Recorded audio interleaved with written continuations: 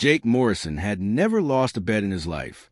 Not when he was 12 and wagered he could ride the meanest bull at the county fair. Not when he bet his brother he could rope a steer in under 8 seconds. And definitely not when money was on the line at the poker table in Rusty's saloon every Friday night. But tonight was different. Tonight, sitting across from him with a smirk that made his blood run hot, was Emma Rose Bennett, the girl who got away, the woman who left him standing at the airport 5 years ago with nothing but a note that said, "I'm sorry." The only person in Broken Ridge, Texas, who could make his heart race and his temper flare in equal measure. "You scared, Morrison?" Emma's voice cut through the smoky air of the saloon. Her green eyes glinted under the neon beer signs, challenging the way she always had. The crowd around their table had grown. Half the town was watching now. Phones out, probably live streaming to the other half. In a town of 3,000 people, this was prime entertainment. Scared. Jake leaned back in his chair, tipping his Stetson up so she could see his face clearly. "Sweetheart, I invented this game." It wasn't exactly poker they were playing. It was something far more dangerous. A game of dares, each one escalating, each one designed to make the other person back down first. It started innocuously enough when Emma walked into Rusty's an hour ago, back in town for the first time since she left for Nashville to chase her music dreams. The first dare was simple. Jake had to buy her a drink and apologize for the time he put a frog in her lunchbox in 3rd grade. Easy. Emma's counter? She had to sing karaoke. She chose Before He Cheats and stared at him the entire time. The crowd went wild. Jake's jaw clenched. Then the dares got personal. Jake had to admit that her peach cobbler was better than his mama's. That one hurt, but he did it. Emma had to wear his cowboy hat for the rest of the night. She grabbed it off his head herself, and damn if she didn't look good in it. But now they'd reached the final dare, the one that would decide everything. "All right, Emma Rose," Jake said, using her full name the way he knew irritated her. "Here's my final offer. You lose, you stay in Broken Ridge for 1 full month. No running back to Nashville. No excuses." The saloon went quiet. Everyone knew the history. Everyone knew Emma had left Jake without a real explanation, breaking his heart so thoroughly he hadn't dated anyone seriously since. And everyone knew Jake had never stopped loving her, even if he covered it up with swagger and charm. Emma's fingers drummed on the worn wooden table. "And if you lose?" "If I lose," Jake said, his voice steady despite his racing heart, "I'll do whatever you want for that same month. I'll be at your beck and call. Your personal cowboy servant. Deal." Emma's hand shot across the table before he could blink. Her grip was firm, her skin warm. The contact sent electricity up his arm, a feeling he thought he'd buried years ago. "Wait," Jake said, not releasing her hand. "What's your dare?" Emma's smile was wicked. "I dare you to tell everyone here the real reason you joined the rodeo circuit after I left." The oxygen seemed to leave the room. Jake's grip on Emma's hand tightened involuntarily. This woman knew exactly where to strike. She always had. The truth was something he'd never admitted out loud. After Emma left, Jake had thrown himself into the most dangerous sport he could find, riding bulls that had hospitalized seasoned cowboys, chasing adrenaline to fill the hole she left behind. He told everyone it was for the prize money, for the glory, for the thrill. But it wasn't. It was because nothing, not even a 2,000-pound bull trying to kill him, hurt as much as losing Emma. "You really want to do this here?" Jake asked quietly, his blue eyes locked on hers. "In front of everyone?" "Scared." Emma echoed his earlier taunt, but her voice was softer now, almost vulnerable, like she needed to hear the truth as much as everyone else wanted to hear it. The crowd pressed closer. Phones were definitely recording now. This would be all over social media before midnight. Jake took a deep breath. He could back down. He could forfeit. He could walk away and maintain the armor he'd built around his heart for 5 long years. Or he could do the scariest thing imaginable, tell the truth. "I joined the rodeo," Jake began, his voice carrying through the silent saloon, "because after you left, I needed to feel something other than heartbroken. I needed to hurt in a way I could control. Bulls, broken ribs, concussions, those heal.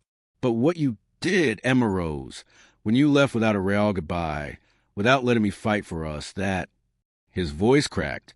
Jake Morrison, the toughest cowboy in 3 counties, felt his throat tighten. That never healed. Emma's eyes glistened with unshed tears. The crowd was completely silent. Even the jukebox seemed to have gone quiet out of respect. "Jake," Emma started, but he held up his hand. "I fulfilled my dare," he said. "Now you owe me a month." Emma swallowed hard, then nodded. "A bet's a bet." As they sat there, hands still clasped across the table, neither wanted to be the first to let go, Jake realized something terrifying.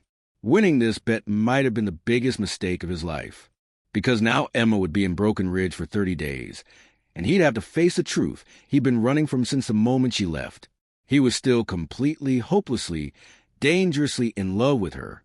And judging by the way she was looking at him right now, like she wanted to run away and run toward him at the same time, this was going to be the longest month of both their lives. The crowd erupted in cheers and whistles. Someone called out, "Drinks on the house." Rusty, the bar owner, grumbled but started pouring. But Jake barely noticed. He was too busy trying to figure out how he was supposed to survive 30 days with the woman who broke his heart, when just 1 hour in her presence had already cracked every defense he'd built. Tomorrow, Emma's month in Broken Ridge would officially begin, and Jake had no idea if this bet would lead to the second chance he'd always dreamed of, or if it would destroy him all over again. One thing was certain. Nothing in Broken Ridge, Texas, would ever be the same again. Emma woke up in her childhood bedroom, feeling like she'd made the worst decision of her life. The walls were still painted lavender, and the glow-in-the-dark stars she'd stuck to the ceiling in high school still glowed faintly in the morning light. It was like stepping into a time machine, back to when she was 18 and thought she could conquer the world. Back before she realized the world was a lot harder to conquer than she thought. Her phone buzzed on a nightstand. 43 text messages. 27 missed calls. Her social media notifications had stopped counting after $9.99 plus. "Great," she muttered, scrolling through the messages. Everyone had seen the video from last night. Her manager in Nashville had sent 5 increasingly frantic messages asking if she'd lost her mind. Her best friend Sadie had sent a string of emojis that Emma interpreted as both supportive and judgmental. And her mother had texted simply, "Come to breakfast. We need to talk." Emma pulled on jeans and a simple t-shirt, trying to armor herself for whatever the day would bring. As she walked down the stairs of her parents' farmhouse, the smell of bacon and fresh coffee hit her like a welcome embrace. Her mother, Patricia Bennett, stood at the stove with her back to Emma. Her shoulders were tense in a way Emma recognized immediately. "Before you say anything," Emma started, "I know what you're thinking." "Do you?" Patricia turned around, and to Emma's surprise, she was smiling. "Because I'm thinking that's the most interesting thing to happen in this town since the Henderson twins' llama farm got loose during the 4th of July parade." Despite everything, Emma laughed. "Really? You're not mad?" "Mad." Her mother piled bacon onto a plate and brought it to the table. "Honey, I've been waiting 5 years for you and Jake to sort yourselves out. If it takes a bet to make it happen, so be it." "Mama, it's not like that. This isn't about sorting anything out. It's just—" Emma paused, trying to find the words. "I came back for Granny Joe's memorial next month. I thought I could slip in and out quietly. Nothing's quiet in Broken Ridge, and you know it." Patricia poured 2 cups of coffee and sat down across from Emma. "Why did you really come back?" Emma stared into her coffee cup, watching the steam rise. "Nashville isn't what I thought it would be. The music industry, it's brutal, Mama. For every door that opens, 100 slam in your face. I've been playing dive bars for tips, working 3 jobs to pay rent for a studio apartment that's smaller than our mudroom. And your songs? I write constantly. I have hundreds of them. But getting anyone important to listen, that's the impossible part." Emma's voice cracked. "I left everything behind for this dream. I left Jake. I left home. I left the life everyone expected me to have. And for what? To be one of thousands of wannabe singers waiting for a break that might never come." Patricia reached across the table and took her daughter's hand. Emma rose. Success isn't measured by how far you go, but by whether you're brave enough to try. You are brave. You are brave. I don't feel brave. I feel like I ran away. From Jake. Emma nodded, tears finally spilling over. I loved him so much it terrified me. Everyone in town expected us to get married, have babies, take over his family's ranch. And I wanted that, Mama. Part of me wanted it so badly. But another part of me felt like I was drowning. Like if I didn't chase my music right then, I'd wake up at 40 and hate myself for never trying. Did you tell Jake any of this? No. I thought if I explained, he'd convince me to stay, and I would have stayed. I would have given up everything for him. Emma wiped her eyes. So I left a note and ran like a coward. Patricia squeezed her hand. Maybe this month is your chance to tell him the truth. Before Emma could respond, a knock at the door made them both jump. Through the window, Emma could see a familiar figure standing on the porch, Stetson in hand. Jake, you want me to tell him you're not home? Her mother offered with a knowing smile. No, Emma said, standing up and straightening her shirt. A bet's a bet. I'm staying, and apparently, that means dealing with whatever Jake Morrison has planned.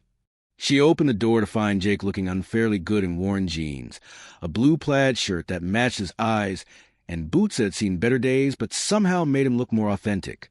His hair was slightly messy, like he'd run his hands through it a few times. Morning, he said, his voice rough. You ready? Ready for what? You're in Broken Ridge for a month, which means you're on my time. And today we're going to ranch. Emma's heart skipped. The Morrison Ranch held 1,000 memories. Riding horses through the creek, stealing kisses in the barn, making plans for a future that never happened. Jake, I don't think. You lost a bet? Emma rose. Unless you're planning to back out already. There was a challenge in his voice, but also something else. Something that looked like hope or maybe fear. Emma couldn't tell which. Fine, she said, grabbing her jacket from the hook. Let's go to your ranch. The drive was tense and silent. Jake's truck still smelled like leather and hay, still had the crack in the dashboard from where he'd hidden frustration when his favorite team lost playoffs.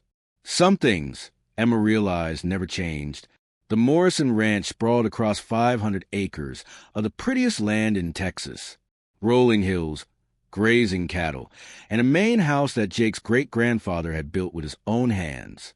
As they pulled up the long driveway, Emma saw Jake's mother, Carol, waving from the porch. Emma Bennett. Carol rushed down the steps and pulled Emma into a fierce hug before she could even get out of the truck. Lord, girl, we've missed you. The warmth of the embrace made Emma's eyes sting. She'd missed this. Missed the Morrisons almost as much as she'd missed Jake. Come on, Jake said gruffly. We got work to do.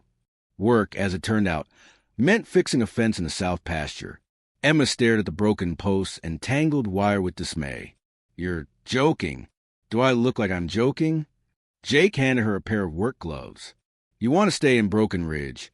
You remember what that means. Everyone works.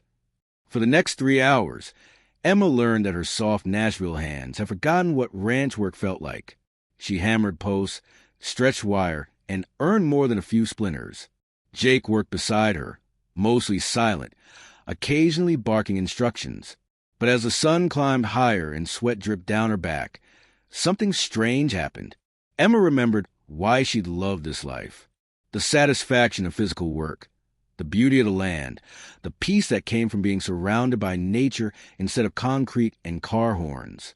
You're smiling, Jake observed, pausing to drink from his water bottle. Emma hadn't realized she was. I forgot how good this feels.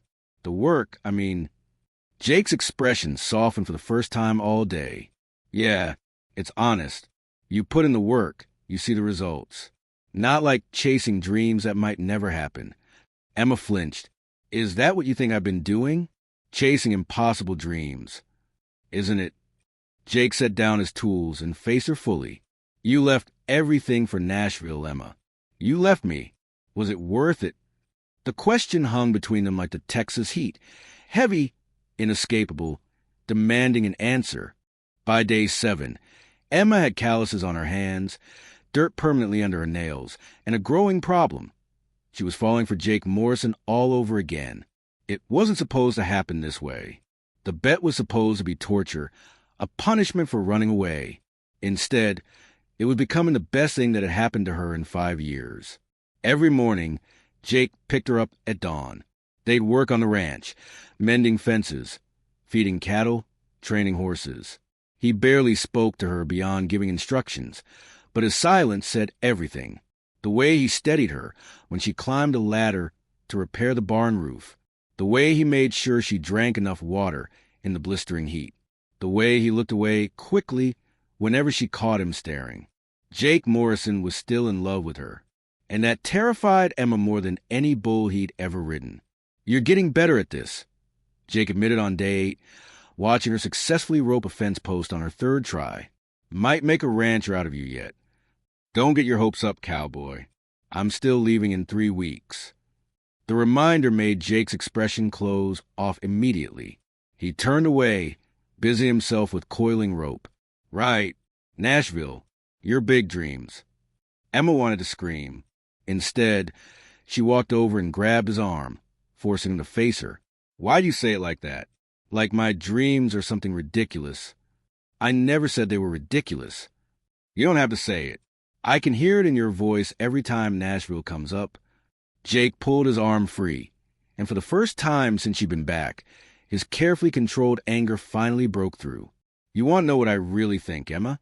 I think you ran away from something real for something uncertain. I think you broke both our hearts because you were too scared to fight for us. And I think—" He stopped, breathing hard. "What?" Emma demanded. "What do you think?" "I think you're going to leave again, and I'm an idiot for letting you get close enough to hurt me twice." The words hit Emma like a physical blow. Before she could respond, Jake's phone rang. He answered it, his face growing serious. "I'll be right there," he said, then turned to Emma. "There's an emergency at the Hendersons' place. Barn fire. I need to go help." "I'm coming with you." "Emma," "I said I'm coming." They drove in tense silence to the Henderson farm, where smoke billowed from a barn that was fully engulfed. Fire trucks were already there, and half the town had showed up to help move animals and equipment away from the flames. Emma jumped into action without thinking, helping Mrs. Henderson calm spook horses, while Jake and other ranchers formed a bucket brigade. For 3 hours, the community worked together, and by some miracle, they saved most of the animals and stopped the fire from spreading to other buildings. Covered in soot and exhausted, Emma sat on the Hendersons' porch as the last fire truck pulled away. Jake dropped down beside her, his face streaked with ash. "You did good today," he said quietly. "So did you—" "This town, Jake. Everyone just showed up, no questions asked. That's what community means. Something you don't get in a city of strangers." Emma turned to look at him. "Is that what this month is really about? Trying to prove that Broken Ridge is better than Nashville? That I made a mistake leaving?" "Maybe." Jake met her eyes. "Or maybe I just wanted 30 days to show you what you left behind. To show you that the life we could have had wasn't the prison you thought it was." "I never thought it was a prison, Jake. I thought it was a sacrifice." "Of what?" "Of myself. Of the part of me that needed to know if I could make it as a musician. I didn't want to be 40 years old, making dinner and raising kids, wondering, what if? I didn't want to resent you for being the reason I never tried." Jake was quiet for a long moment. "You could have talked to me about it." "How? How could I explain that loving you was enough?" "That sounds so cruel, Jake, but it's not about you not being enough. It's about me needing to be more than just someone's girlfriend, someone's future wife." "And have you?" Jake asked. "Have you become more?" Emma thought about her tiny apartment, her 3 jobs, the rejection emails from record labels.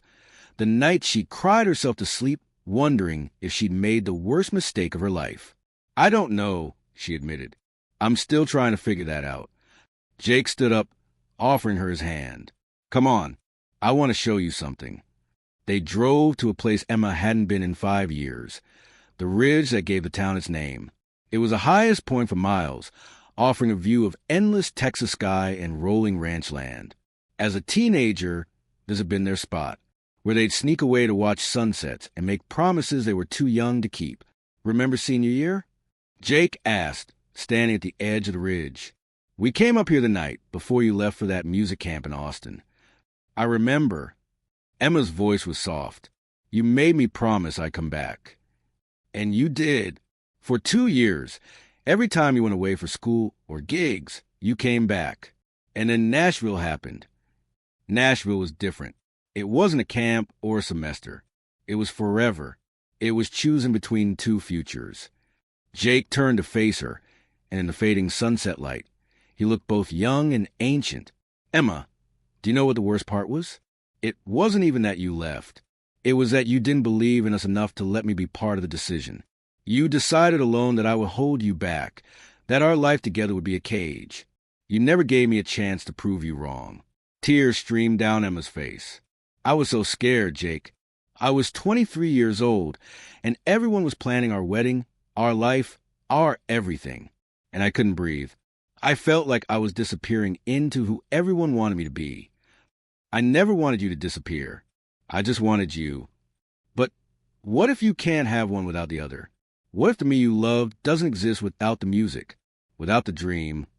Jake stepped closer, and Emma could feel the heat radiating from his body. Then I'd love that version too. I'd love every version of you, Emma rose. That's what you never understood. I didn't love you because you fit into my ranch life. I loved you because you were you, messy and ambitious, and terrified and brave. I would have followed you to Nashville if you'd asked. Hell, I would have followed you anywhere. Emma's breath caught. What? You think I'm chained to this ranch? My brother could run it just as well as me. You think I'm afraid of cities? I've competed in rodeos in Dallas, Houston, Los Angeles. You think I don't have dreams beyond Broken Ridge? Then why did you stay? Because you broke my heart so thoroughly that I couldn't imagine starting over somewhere new. Because this place felt safer than anywhere you might be. Because I was angry and hurt and stupid. They stood inches apart. 5 years of hurt and longing crackling between them like electricity before a storm. Jake, Emma whispered, I'm so sorry. For all of it. For not trusting you. For not being brave enough to tell you the truth. For leaving the way I did. Are you sorry enough to stay? The question hung in the air. Emma wanted to say yes. Every part of her that had fallen back in love with this man, this town, this life wanted to say yes. But the part that had songs still unsung, dreams still unchased, that part hesitated. With 1 week left in the bet, Emma's phone rang at 2 a.m. She fumbled for it in the darkness of her childhood room, her heart pounding. Hello, Emma Bennett? An unfamiliar voice, professional and crisp despite the hour. This is Marcus Chun from Atlas Records in Nashville. I apologize for the late call, but I'm in a situation. My assistant quit, and I just discovered the demo you sent us 3 months ago buried in her files. I'm listening to it right now, and I need you in Nashville tomorrow afternoon for a meeting. Emma sat bolt upright, suddenly wide awake. Atlas Records was one of the biggest independent labels in Nashville. She'd sent that demo on a prayer, never expecting anyone to actually listen to it. Tomorrow? I'm actually in Texas right now. Ms. Bennett, I'm flying to L.A. tomorrow night for 2 weeks. If you want this opportunity, it has to be tomorrow at 3 p.m. Otherwise, I'll have to move on to the next artist. Emma's mind raced. Tomorrow. That meant leaving Broken Ridge immediately, breaking the bet, leaving Jake again. Can I call you back in 10 minutes? You have 5. This is my personal cell. He rattled off the number and hung up. Emma sat in the darkness, her phone clutched in shaking hands. This was it, the call she'd been waiting for, praying for, working toward for 5 years. The reason she'd left everything behind. And it was happening right now, when she was falling in love with Jake Morrison all over again, when she was finally healing the wounds she'd caused, when she was starting to remember why she'd loved Broken Ridge in the first place. She got dressed and walked downstairs. Her mother was sitting at the kitchen table with a cup of tea, like she'd been expecting this. Couldn't sleep either? Patricia asked, Mama, I just got a call from a record label. A real one. They want to meet me tomorrow in Nashville. Patricia's face lit up, then immediately clouded with understanding. And you have 1 week left on your bet. I don't know what to do. Yes, you do, honey. You've always known. You're just scared of the consequences. Emma sat down heavily. If I go, I break the bet.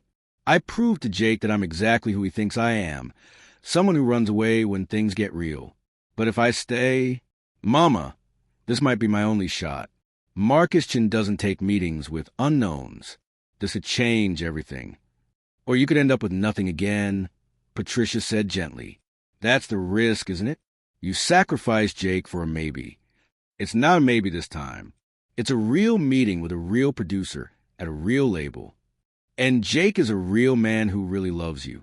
This is your choice, Emma Rose. Your life, your decision. But you need to stop running from one thing toward another. You need to figure out what you actually want, not what's in front of you in any given moment. Emma called Marcus back and confirmed the meeting. Then she got in her car and drove to the Morrison Ranch. Jake's bedroom light was still on.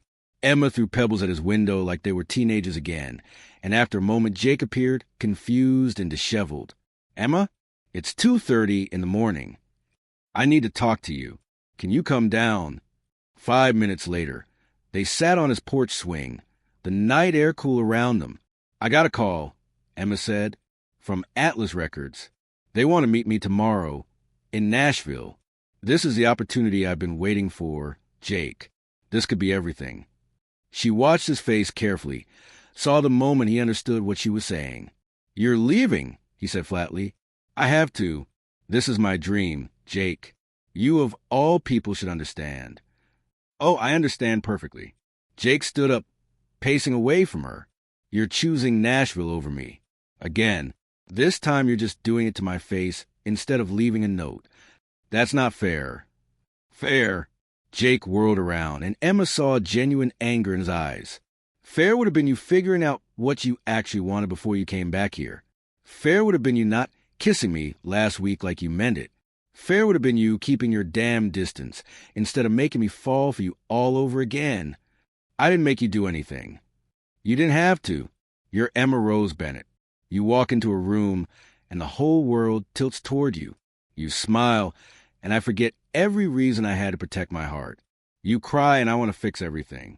You kiss me, and I'm 22 years old again, thinking we're going to build a life together. Emma stood up, her own anger rising. And what life is that, Jake? The one where I give up everything I've worked for? Where I'm just another rancher's wife in Broken Ridge, making casseroles for church suppers and having babies and wondering what if? Is that really what you think would happen? I don't know, because you've never told me what our life would actually look like. You've never asked me what I need, what compromise might work. You just love me and expect that to be enough. Because it should be enough. Jake's voice cracked. Love should be enough, Emma. Two people who care about each other should be able to figure out the rest. But we're not just two people, Emma said, tears streaming down her face now. We're two people with completely different dreams pulling us in opposite directions. And I'm tired of being the villain for wanting my dream as much as you want yours. I never asked you to give up your music. You didn't have to ask. Every time you look at Nashville, I see disappointment in your eyes. Every time you mention my big dreams, there's this tone like I'm chasing fairy tales. You say you love all of me. But Jake, you love the version of me that fits into your world. You don't actually want to fit into mine. Jake stared at her for a long moment. Maybe you're right. Maybe I've been trying to pull you back here instead of accepting that you left for a reason. Maybe I've been so busy being hurt that I never stopped to think about what you actually need. The admission hung between them, sad and honest. Emma, Jake said quietly, if you go to this meeting and it works out, what happens? You get a record deal, you go on tour, you build a career. Where does that leave us? I don't know. And if you stay, if you honor the bet and you miss this meeting, then I lose what might be my only real shot at making it. And eventually, I resent you for being the reason I gave up. And our relationship, if we even have one, dies a slow death from that resentment. So we're screwed either way. Jake laughed bitterly. That's perfect. That's just perfect. Emma walked over to him. taking his hands in hers. "Jake, I need you to hear me. Really hear me. I love you. I have never stopped loving you. But I also love music. I love writing songs and performing and creating something that moves people. Those aren't competing loves. They're both essential parts of who I am. And if you can't understand that, if you can't find a way to support that, then we're not meant to be," Jake finished. "I know. I've always known that. Deep down. I just kept hoping you'd choose me anyway. That's not fair to either of us."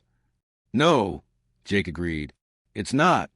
They stood there in the darkness, holding hands, both crying, both knowing this was the end. "Go to Nashville," Jake said finally. "Go to your meeting.